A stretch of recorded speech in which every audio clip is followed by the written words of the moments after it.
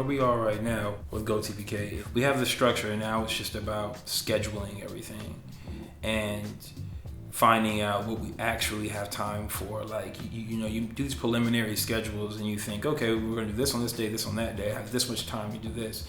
But you have to also factor in the unforeseen things that may happen.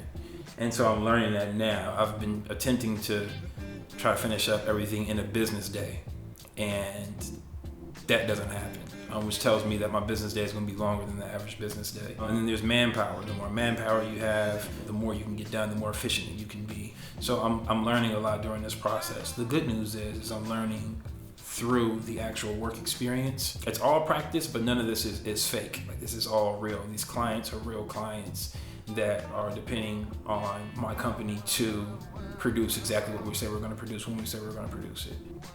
And I'm learning that. Quality control has never been a problem with us. I think we thrive on delivering the top quality. And now it's just been about delegating our time around the board equally so that every client feels like first priority. It is an extremely tough thing to do sometimes, but when you do accomplish it, you can feel the payoff. You can feel the payoff in the work. You can feel the payoff of watching that client's brand progress with the comments that come back from public response, outsiders, critics, or whatever, whoever it may be. A lot of our clients, are huge on social media, and you see how people respond to it. Candace Glover, for example, people really love your video. She won American Idol. Or Matt Kemp, we did the spots for him, and that dream spot hit Facebook, and it went crazy on Facebook all the way to ESPN. Things just move along, and you get to see them, but it doesn't stop. It never stops. When I was just doing music videos, or when we were just doing photography, you do these jobs, you turn it in, and it's done.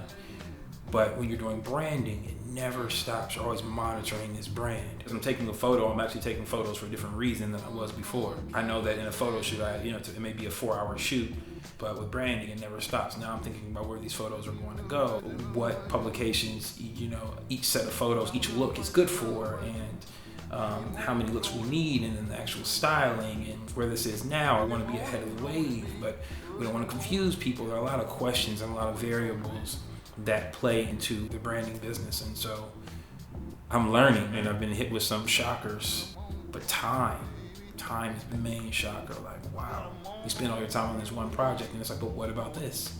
So you always feel like you're playing catch up sometimes, but I'm learning.